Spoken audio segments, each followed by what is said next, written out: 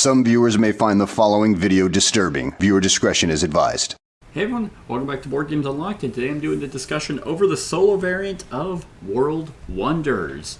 Now, obviously, I didn't know that this even had a solo variant because it's a polyomino game where you are competing to build World Wonders.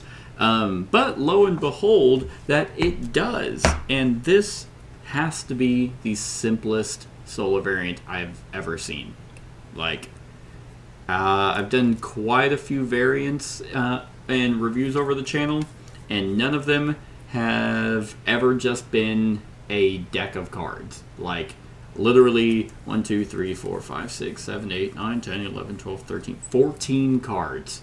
It's all this solo variant is, and all you do is you shuffle the deck, and just it always goes first in a round, and you always go last. So basically, when your turn is done, the round's done, and whenever it goes, you just draw a card, and it has 1 to 3 things on it. And if you do the first thing, it will take those, just removing them. And if it doesn't, like let's say in this case, it wants to take the L-shaped piece and a tower. If it can't do that, then it goes to the very bottom one, which will usually mean it's just going to take the left or the right monument. The main difference is that in a solo variant game, there are always 2 monuments or 2 wonders available instead of 3. And that's pretty much it. And you set up for a 2-player game. So it'll have 1 set of roads and then 1 long road and 1 tower and so on. You also can't, buy first player. Like, you will always be going second. But yeah, then you do that, you flip it. Oh, it wants to take a road, and then okay, it wants to take both roads, and wants to take. Funny enough, it's taking a road. But obviously, if it does one thing, like in this case, it's taking a road, and then if it wants to take a road again and it can't, then it just takes the piece if it's available. And I gotta say, the simplicity of the solo variant has also never made me more frustrated, because it always happens to take exactly what I'm gunning for the turn before I'm about to do it, which weirdly simulates another player. Not necessarily. I would never say, oh, this game is exactly like playing against someone else. But, I mean, at the same time, it kind of is, because this is really a solitaire kind of game. The most you're going to interact with another player is if you can see the monuments that are being offered. You could look at their board and be like, okay, they could take that and they could place it. So do I spend all my gold to try and do that before they do? But the fact of the matter is all of it's like, oh, is that piece available? No. Okay, then is that piece available? No. Okay, then it's going to just grab the leftmost monument and all. And it doesn't even score for it. It doesn't have, tracks or a board or anything. It just takes the monument, flip over the next one, and that's what's available. And it goes as long as you go. It doesn't take loans. It doesn't build roads. You don't have to worry about. It just removes things from your availability. And what's also interesting is how it scores is the sum. Oh, excuse me. The sum of your 3 resources is its final score. So kind of the better you do on your tracks, the better it's going to do. But that also weirdly works because it's like, oh, okay, well, if you have a really low resource, let's say you just for some reason didn't do food, and it's your food's 4, yeah, it's not going to gain that much of a final score, but you're also not going to gain much because you score for the least resources. So you're going to get 4 plus the monuments that you happen to build, as well as trying to fill out your board, natural resources and stuff. But that's also easy mode. Hard mode is you sum up the values, but you also score for the monuments it takes. So in this case, my score was 40. It was 37. So then it'd be 37, 38, 39, 40, 41, 42, 43, 44, 45. It would have been 45 points. So you also have to do exceedingly well, if not better, by pretty much maxing out your entire track and covering up a lot of buildings, because it doesn't score again for buildings or natural resources. But yeah, like, the solar variant for this game is insanely quick. You pretty much are just playing, you have your own board and stuff, and you shuffle the deck, and then you draw. You're like, oh, okay, why are there so many roads? That's funny. I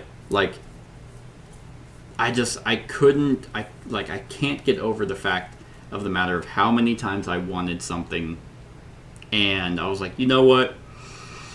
Like, I'm gonna get. I mean, that's the risk. I'm gonna get something else, and then it's gonna go, and it's like, oh, okay, now it's gonna take something, or okay, I've built specifically for that monument. Like, I have the natural resource, I have the road, and I just bought the blue building, so to get the Parthenon.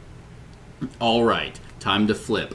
Okay, there's no long road. There's no that piece. Great. It's just taken the Parthenon, which is okay. That's exactly what I was building for, which kind of would probably simulate another player, because they could see that you're trying to build for that. They might have also been gunning for it as well, so they just decide to spend their gold and take it.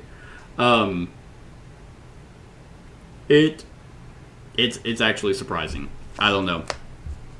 I definitely do not hate this solar variant. I mean, I hate the fact that it always happened to take what I was wanting, specifically right before I was going to take it. But for how simple it is and how much it just kind of worked for the game, and how you don't have to, try and have all these complex rules of how it's going to place, what it's going to vie for, building roads and adjacency and all that.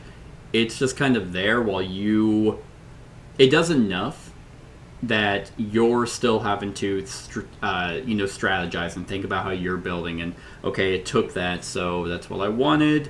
So what can I do to, mitigate what it's going for? One of the annoying things about this is there's no... Like, in a lot of games where there's, like, a deck, you usually have a way to kind of, to game the AI. You can kind of see exactly what it's, what it might do, so you can strategize. This doesn't have that. It's literally this deck of cards, and you flip it, and you hope that it's not something that you want. That's really it. Yeah, so the deck can be completely random in terms of, competing against it. So you're kind of just you're kind of playing the game, and then, okay, well, maybe it'll work out for me. Maybe it'll just grab roads that I didn't even need, or maybe it'll, get the monument I wasn't aiming for, or the tile that I didn't need. And that happens for the most part, but, it's a 14-card deck, so I don't know what someone might expect. I don't know who designed the solo variant. Maybe the same designer. But it's literally a sliver in the rule book of like, hey, solo mode, here you go. So for someone who's wanted to play World Wonders solo, I think it works. I think you still get to play World Wonders and strategize for the monuments, place roads, place buildings, just like you would against another player, specifically in a 2-player game. And yeah, like I'm relatively impressed, and I can't quit yelling because it's 4 a.m. while I'm doing this. So yeah, there's a little peek behind the curtain that I do this stuff super late. Anyway, yeah. So it has 2 modes: easy mode, where it's just the sum of your resources; hard mode, sum of your resources plus the monument it happens to take. Yeah. That's pretty much it. I think it works well. So on a scale of 1 to 10, for the solar variant, I'm going to give it a 7. I think it's a good solar variant. So, yeah. Let me know what you think of the variant in the comments below. Other than that, like, comment, share, and subscribe, and have a wonderful whatever time of day it is for you.